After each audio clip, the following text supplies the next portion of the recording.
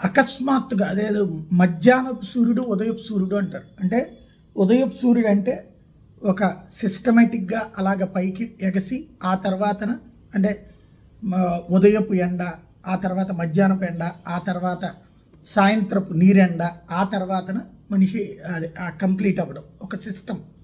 అలా కాకుండా ఒక్కసారిగా ఒక వెలుగు వెలిగినటువంటి వాళ్ళు ఒక్కసారిగా పక్కకి తప్పుకున్నప్పుడు వచ్చేటటువంటి చర్చ జీవీ రెడ్డిని చూస్తే వస్తుంది. వాస్తవంగా కాంగ్రెస్ పార్టీ లాంటి దాంట్లో ఒక కన్స్ట్రక్టివ్గా మాట్లాడగలిగిన వ్యక్తి ఉన్నాడే అన్నటువంటి పాయింట్ అందరి దృష్టిని ఆకర్షించిన వాడు జీవీ రెడ్డి, కాంగ్రెస్ అధికార ప్రతినిధిగా.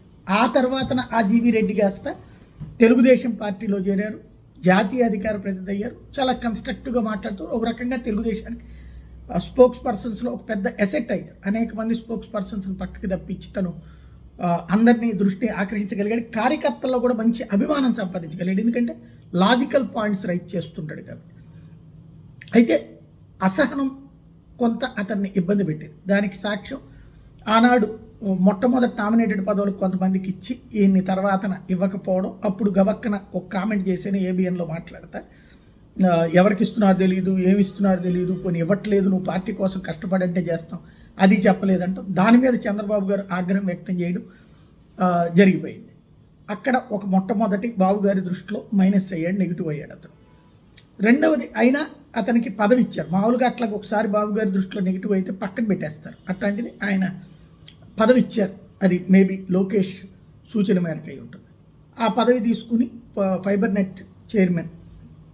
అక్కడ నేను మొన్ననే చెప్పా, సిస్టంతో వెళ్లాల్సిందే తప్పించి గవర్నమెంట్లో నా ఇష్టం వచ్చినట్టు వెళ్తాను అంటే ఇప్పుడు జగనోళ్ళు అట్లా వాళ్ళు ఇష్టం వచ్చినట్టు వెళ్ళారు, దెబ్బతిన్నారు, ఇప్పుడు తింటున్నారు.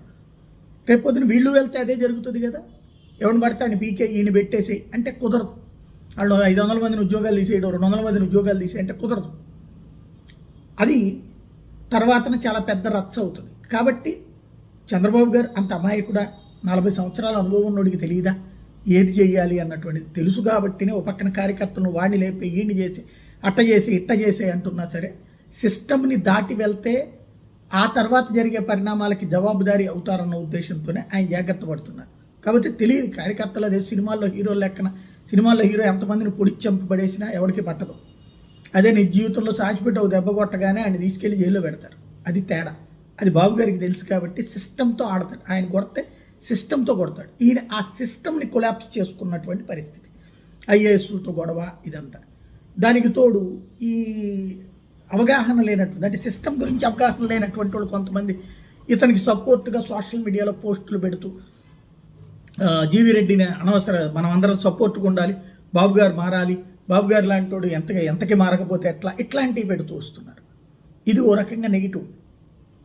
ఇద్దరు దేశము కూడా తెలుగుదేశం బాగే, ప్రభుత్వం బాగే, కానీ పర్ఫెక్షన్ తెలియాలి. అది అక్కడ మిస్ అయింది. ఫైనల్గా ఇక విరక్తి చెందినట్టున్నారు జీవీ రెడ్డి. తను అటు ఫైబర్ నెట్ చైర్మన్కి, తెలుగుదేశం పార్టీకి సంబంధించిన అధికార ప్రతినిధి పదవికి, అట్లాగే పార్టీకి రాజీనామా చేస్తున్నట్టు ప్రకటించి లాయర్గా విధులు నిర్వర్తిస్తానికి పైన అంత లా కూడా చదివాడు.